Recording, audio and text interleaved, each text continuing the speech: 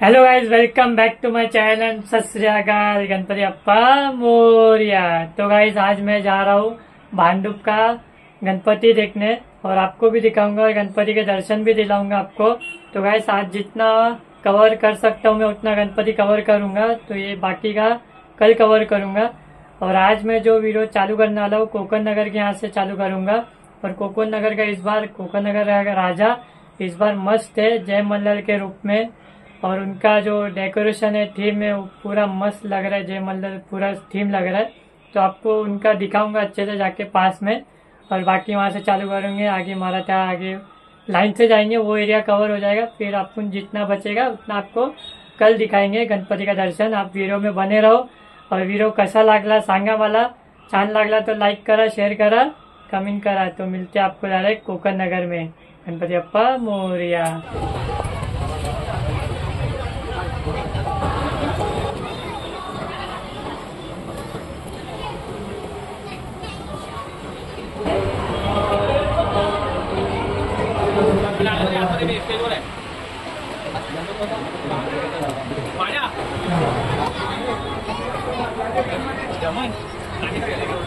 कोकण नगर से निकले और अभी मराठा गणपति की इधर आ गए और आपको मराठा गणपति का दर्शन दिलाते हैं। तो चलो नजदीक में ये गेट आपको दिखाते हैं। मराठा गणपति का गेट है, तो आपको अंदर जाके दिखाते हैं।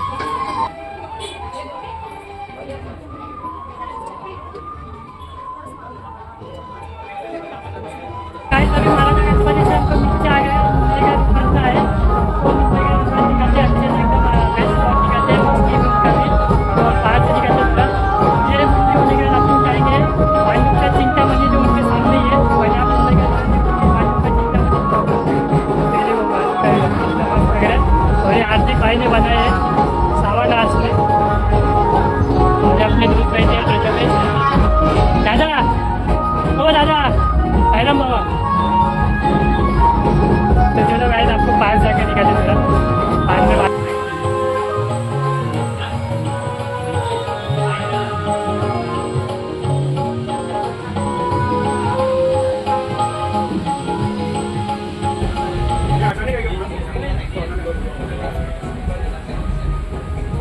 Hello hello hello hello.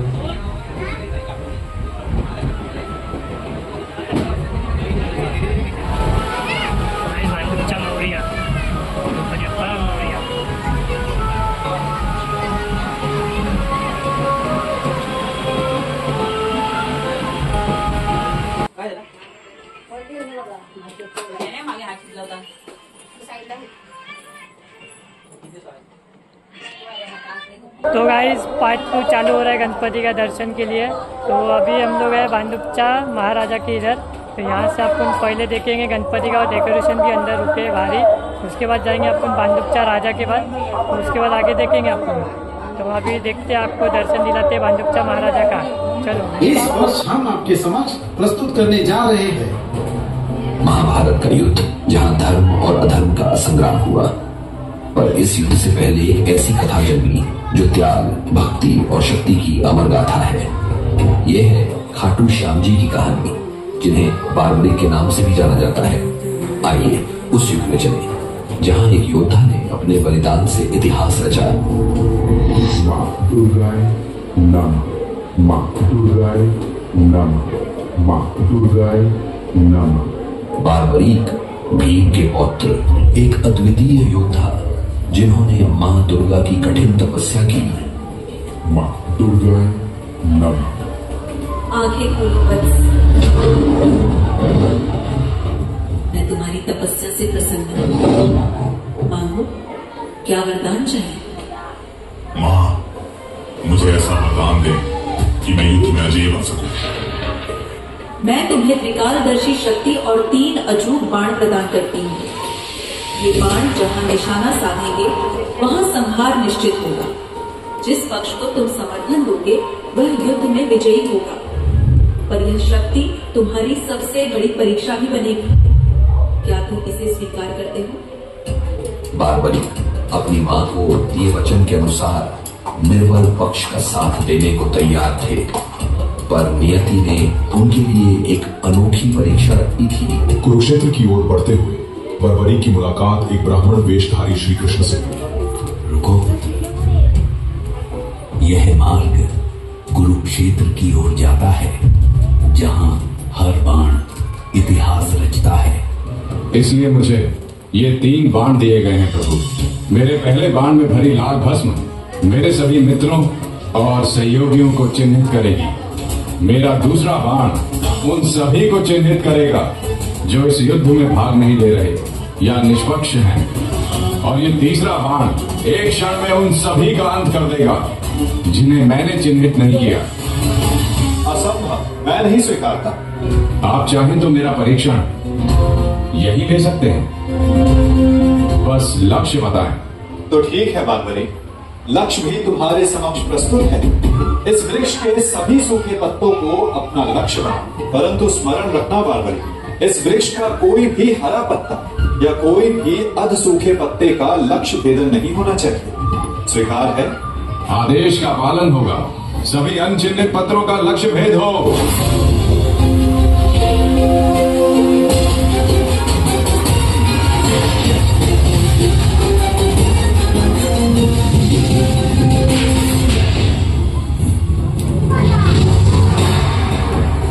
प्रतीत होता है कि कोई सूखा पत्ता शेष रह गया है बार्बरी। तुम असफल हो। न मैं असफल हुआ हूं और न मेरा तीर कोई लक्ष्य छोड़ेगा।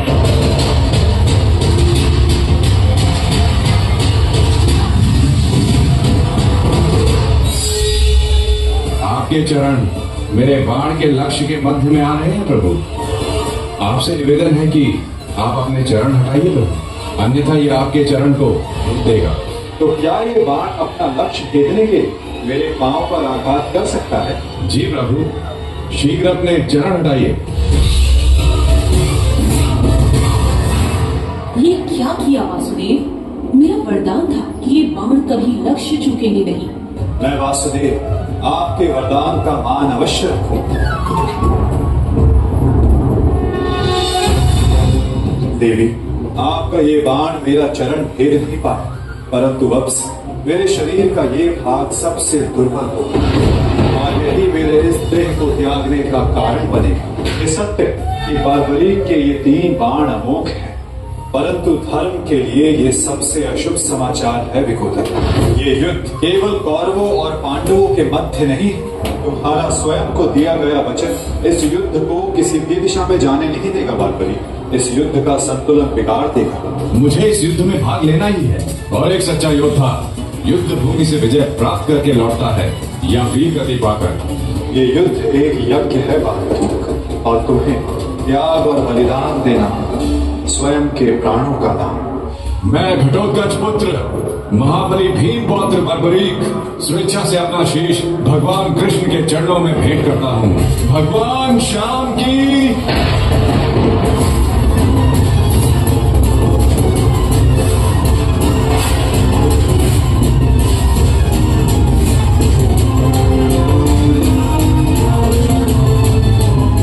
मेरी बस एक ही इच्छा थी कि मैं भी इस युद्ध में भाग लूं। मैं भी इस युद्ध को देखना चाहता था, इसका साक्षी बनना चाहता था, भगवान श्याम को अपना धर्म निभाते देखना चाहता था।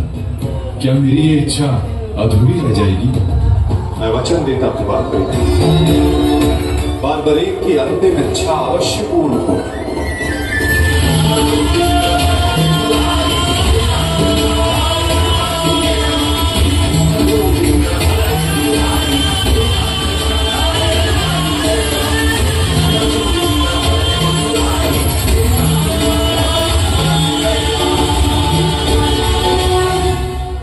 बार्बरी का ये त्याग, ये बलिदान व्यर्थ नहीं जाएगा और इस संसार के अंत तक तुम इस धर्म युद्ध के साक्षी रहोगी बार्बरी, और तुम्हारी खाटू श्याम के नाम से पूजा की जाएगी। सदियों बाद राजस्थान के खाटू गांव में एक गाय रोज जमीन पर दूध गिराती रही।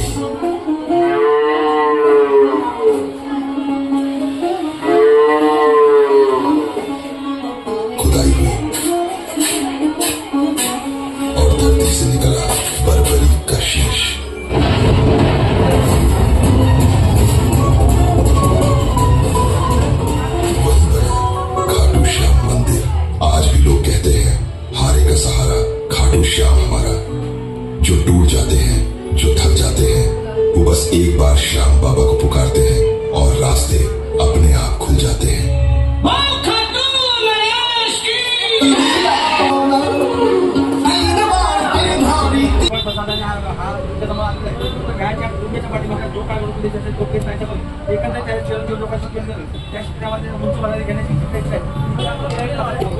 तो गाइस अभी बाल सुनेरी मित्र मंडल की इधर पहुंच गए भांडुपचा महागणपति की इधर। अभी उनका आरती चालू है। आरती होने के बाद आपको गणपति का पूरा अच्छे से शॉट दिखाएंगे। तो चलो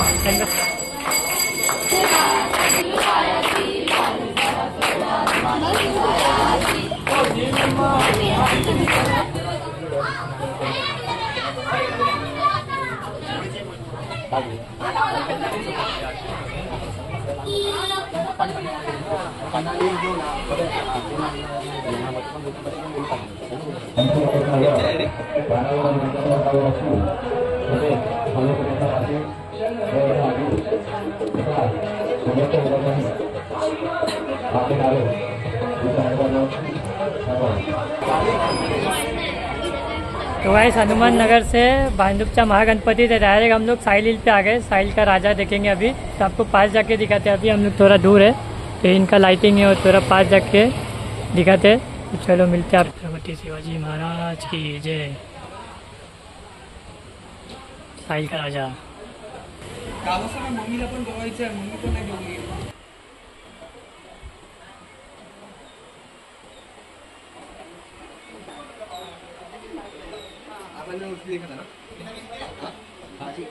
तो गाइस अभी साहिल हिल से निकल के ओम साई मित्र मंडल की इधर आ गए। तो इधर सामने उनका गणपति है। अभी कुछ तो भजन चालू है। सामने जाके आपको दिखाएंगे पास जाके। और ये अपने दादा है हैरम बाबा। तो कुछ भी आपको मच्छी विच्छी चाहिए रहेगा, मछली का खाना और कैच का खाना चाहिए रहेगा तो कैच भी है। तो यहाँ से ले लो ना। ओम साई मित्र मंडल के जस्ट बाजू में ही है। चलो दादा गणपति देख क्या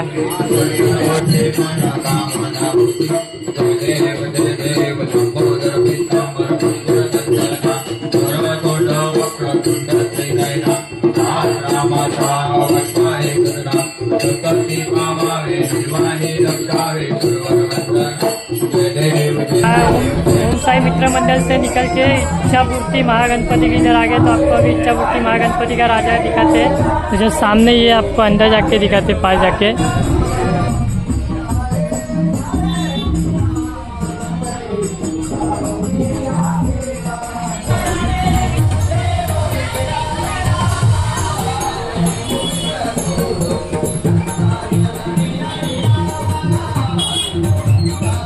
गाइस अभी इच्छापूर्ति मंदिर से हम लोग अभी 5 मंदिर के इधर आ गया हूँ मैं। और अभी 5 मंदिर का गणपति नरदास नगर का राजा। तो आपको गणपति दिखाता हूँ, अच्छे से दर्शन लो गणपति का। उसके बाद देखेंगे हम तेमीपारा जाएंगे। तो अभी अंदर ही गणपति आपको पास जाके दिखाते हैं। गणपति अप्पा मोर।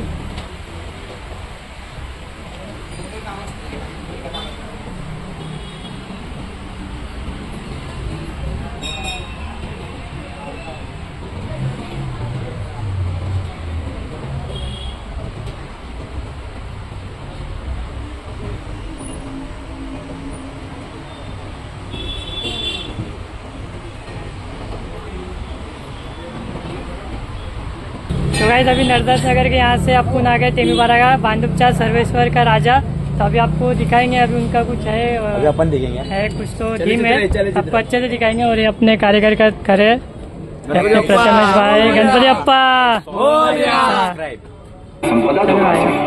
परंतु बदलत्या काळामुळे लोकांची मनोवृत्ती बदलू लागली। पाश्चात्य संस्कृतीनं आपली जीवनशैलीच बदलून टाकली। याचे दुष्परिणाम आज आपल्याला भोगावे लागत आहेत। ईश्वराने आपल्याला 2 हात दिले आहेत। या हातांनी आपण अनेक कर्म करत असतो। आपल्या या हातांच्या अग्रभागात लक्ष्मी, मध्यभागी सरस्वती आणि मुळाशी गोविंदाचं स्थान आहे। म्हणूनच तर आपण पहाटे उठल्या क्षणी आपल्या दोन्ही हातांचं दर्शन घेऊन त्यांच्या मार्फत सत्कार्य घडावी अशी प्रार्थना करत होतो। कराग्रे वसते लक्ष्मी, करमध्ये सरस्वती, करमूले तू गोविंद, प्रभाते करदर्शनम। परंतु आज पहाटे उठता क्षणी आपण सर्वप्रथम शोधतो तो आपला मोबाईल। व्हॉट्सअपवर कोण आहे, कोणाचा SMS आला, कोणी काय ट्विट केलं, कोणती लिंक पाठवली इत्यादी। आपण दिवस कार्य प्रारंभ करण्याआधी देवळात जाऊन रामदेवतेचे दर्शन घेत होतो. कारण आपल्याला कोणत्याही आपत्तीतून तो सुखरूप बाहेर काढतो असं ठाम विश्वास आपल्याला होता. परंतु आज आपण आपला दिवस देव दर्शनाऐवजी घड्याळाच्या काट्यांचे दर्शन घेऊन आरंभ करतो. आज बस वेळेवर मिळेल ना?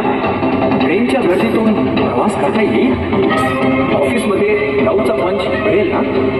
एक मार्ग कसा वाचवता येईल? या सर्व शंकांमुळे मन कसं अगदी बेचैन झालेलं असतं. मस्तकावर आठ्या पडलेल्या असतात. घरातील स्त्रिया पूर्वीच्या काळी पहाटे लवकर उठून आंघोळ करून अंगणात असलेल्या तुळशी मातेला जलार्पण करते. प्रदक्षिणा घालून तिची मनोभावे पूजा अर्चना करते आणि घराबाहेर शुद्ध सात्विक वैभव रूपी सुंदर रांगोळीही काढत असतात. तुळशी वृंदावन देवस्थान नमः. तुळस म्हणजे पवित्र आणि आरोग्यवर्धक वातावरणाचं प्रतीक. वेद आणि पुराणात तुळशीचं महात्म्य वर्णिले आहे. तसंच आयुर्वेदानेही तुळशीला सर्वोत्कृष्ट औषधीयुक्त म्हणून घोषित केला आहे. पण आज स्त्रिया पहाटे उठल्याबरोबर तोंडही न धुता ब्रश न करता सर्वप्रथम किचनमध्ये धाव घेतात. कारण मुलांना टिफिन देऊन वेळेवर शाळेत सोडायचं असतं. मग त्या पाठोपाठ नवऱ्याचा नंबर, त्यांना देखील सकाळचा ब्रेकफास्ट देऊन डबा देऊन वेळेवर ऑफिसला धाडायचं असतं. या सर्वातून फ्री झाल्यावर मग आंघोळ आणि इतर कार्यक्रम. तुळशीची पूजा अथवा रांगोळी काढायला वेळच कुठे उरला आहे?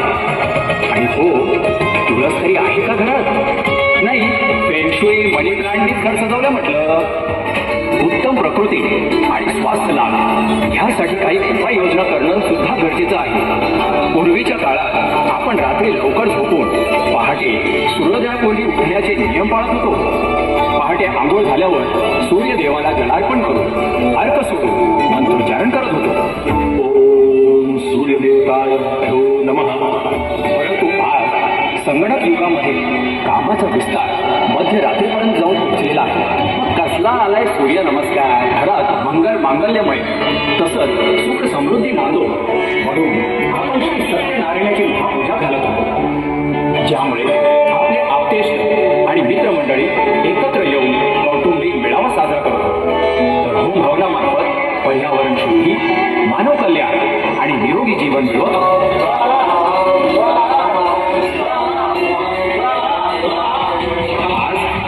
गेट टुगेदरच्या नावाखाली हे पार्टी बॅचलर्स पार्टीचं आयोजन करून घरात डीजे लावून आता जोरदार घेऊन शरा शबा शबा 26 जानेवारी आणि 15 ऑगस्ट दोन्ही पण आपले राष्ट्रीय सण. या दिवशी आपण भारताची शान असलेला आणि हुतात्म्यांचा मान असलेला तिरंगा आज बिन सार्वजनिक ठिकाणी फडकावत होतो. त्यावेळी लोक घरातली कामे उरकून तिरंग्याला मानवंदना देण्याकरिता मोठ्या संख्येत उपस्थित राहून सामूहिक राष्ट्रगान म्हणत असत आणि साश्रू नयनांनी देशाला स्वातंत्र्य मिळवून देण्यासाठी आपल्या प्राणांची बाजी लावणाऱ्या असंख्य हुतात्म्यांना आदरांजली वाहतो.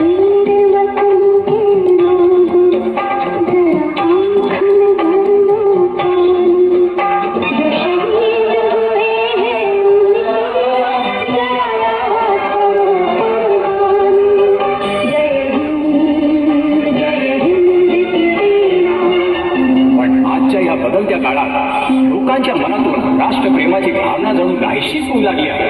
आज राष्ट्रीय सणाच्या दिवशी लोक घराबाहेर परिवारासोबत पिकनिकला जाऊ लागली आहे. तिरंग्याप्रती त्यांना आदराची भावनाच राहिली नाही आणि काहींना तर राष्ट्रगानही नीट म्हणता येत नाही.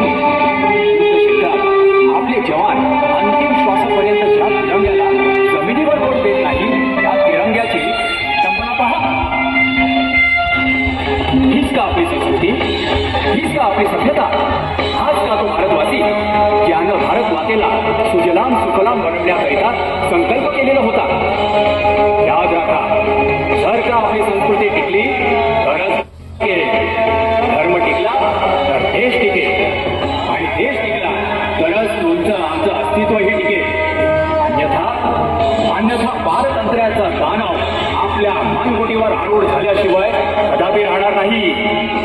बघा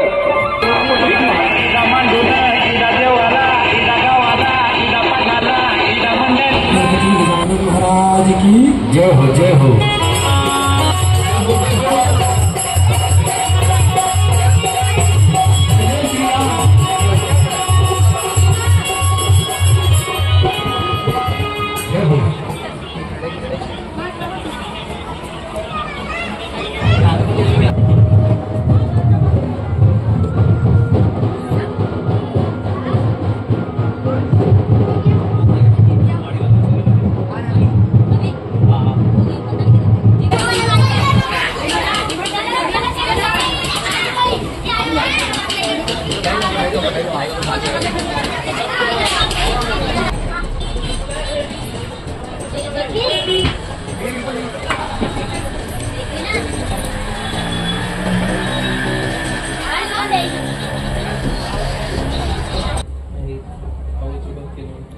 कूलर बंद केला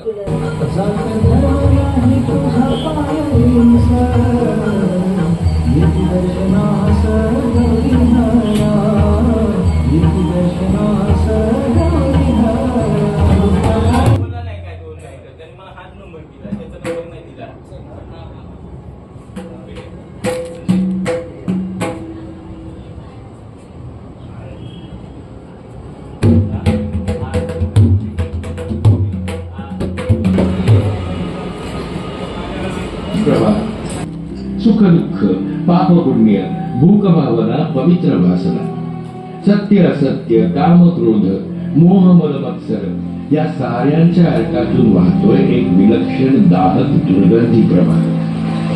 प्रवाह कसला? प्रलयच। किडे मोकळे प्राणी पक्षी झाड झुडप दगड माती तेच पंख तीच गती जो जो आला या पृथ्वीवरती त्यास जगण्याशिवाय नाही मुक्ती। विधात्याने मात्र या प्रलयात कसं जगायचं कुठे जायचं काय करायचं हे प्रत्येकावर सुरू आहे।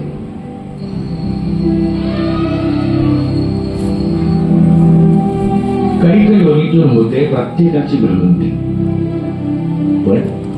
पण मात्र जीवन सार्थकी करण्यास हवी स्वतःला वैयक्तिक संमती। विधात्याने आपल्याला दिलेलं हे स्वातंत्र्य त्याच परी जातपात धर्म भाषांचे निर्माते बनलोय आपण।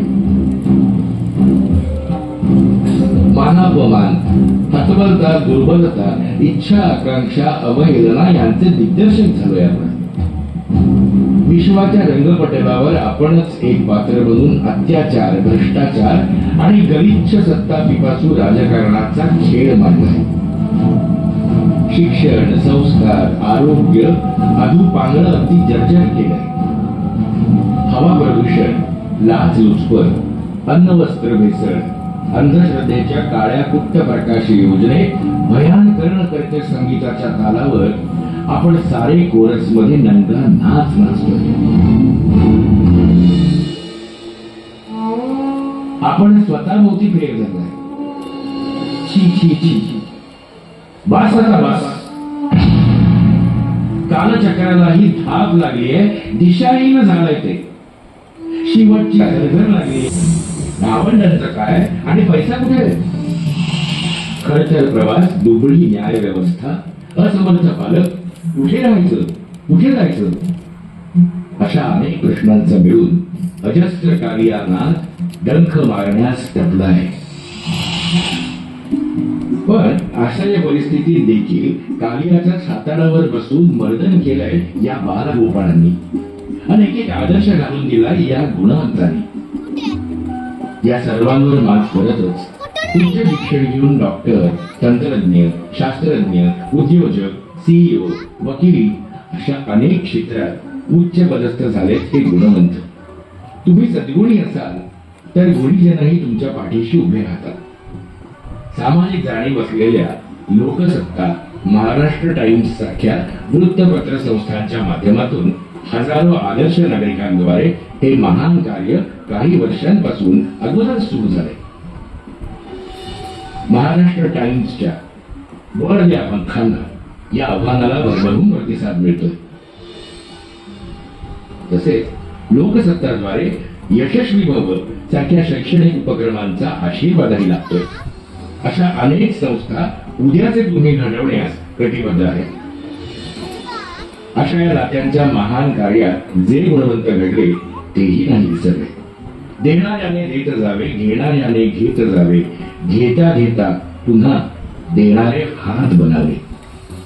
या उक्तीप्रमाणे मठाच्या बळातून उभ्या राहिलेल्या या आदर्श विद्यार्थ्यांनी गंगेचं पाणी अर्धे म्हणून ओंजळीत घेऊन पुन्हा ते गंगेलाच अर्पण करायचं असतं हेही ते नाही विसरले.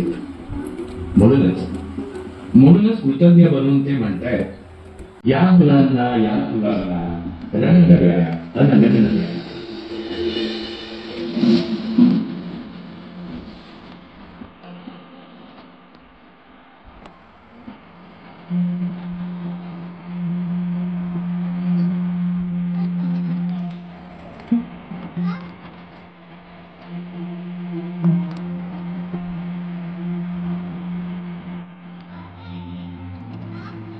उद्याचे तुम्ही मित्रांनो या ज्ञानगंगेत आपली जीवननौका खुशाल झोपून द्या. करा मनसोक्त विहार, करू नका समस्यांचा विचार. मागच्या पिढीला आठवतच असेल, आपल्या पाठीवरच्या वह्या पुस्तकांच्या दप्तरातली ही कंपास पेटी, त्यातली ही पट्टी, पेन्सिल, कर्कटक, कोनमापक, कंपास, गुण्या, काटकोन, एवढंच काय खोडकर खोडरबर सुद्धा. विद्यार्थ्यांच्या आयुष्याची पायाभरणी करणारी ती जणू जादूची पेटी होती. त्यातली ही मोजपट्टी म्हणायची, विचारपूर्वक मोजून मापून इंचानं सरळ मार्गी जा, आवश्यक तिथेच थांबा. कंपास पेन्सिलच्या सुट्टीने म्हणायचा, मी केंद्रबिंदूत पाय रोवून उभा राहतो, तू माझ्या मोठी परिघाने फिरत राहा. आस लहान मोठी कर पण मर्यादित राहा.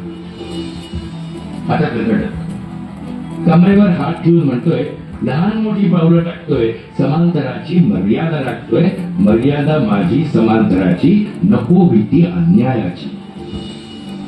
काटकोन म्हणतोय, काटेकोरपणे उभे जा, आडवे जा, पण काटकोनात जा, भीती शंका बाळगू नका, आयुष्याची इमारत उभी करा.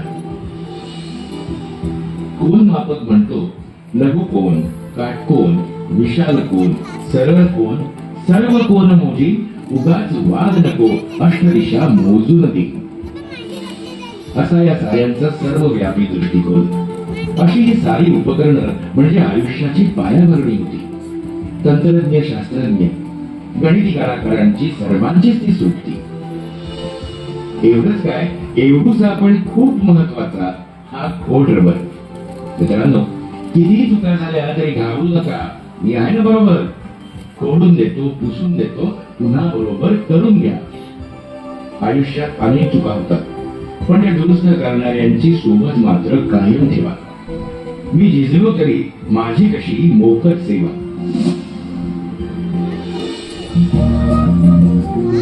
संस्कृत मधील एक सुभाषित आठवले, साहित्य संगीत कला विहीन, साक्षात पशुपुच्छ विषाणहीन. साहित्य संगीत कलेशिवाय जगणारी प्रत्येक व्यक्ती माणूस नसून जणू शेपूट नसलेलं हे जनावर. कमला नका अशी पुस्तकं या कवितेला. खोलू द्या, हसू द्या, होऊ द्या तिला फुलपाखर, भरारी मावू द्या तिला आयुष्याचा नभांगण. ज्ञानकोशातून आत्मसात करू द्या त्यांना ज्ञान शिखर, बनू द्या त्यांना ज्ञानाचा ज्ञानेश्वर. हे मेघ ज्ञानकोश घेऊनी फिरती विश्वाच्या अवकाशात, जो लाभ घे त्याच्या चंद्र सूर्य बाहुपाशात. नवज्ञानाची युवकांना सतत असू दे तहान, साऱ्या विश्वामध्ये भारत देशा करू दे महान.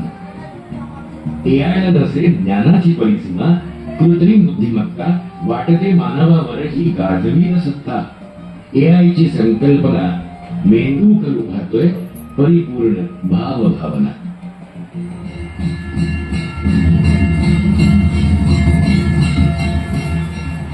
मित्रहो, म्हणूनच आपल्या सर्व जीवसृष्टीचा सर्वांगीण विकास होऊन हा जन्म सार्थकी लागण्यासाठी आपण सारे सुसंस्कृत आचार विचार आणि कृती सामर्थ्य प्रदान करणाऱ्या या पूजनीय गणाधीश बाप्पा गणरायाला मनोभावे वंदन करूया, शरण जाऊया. ओम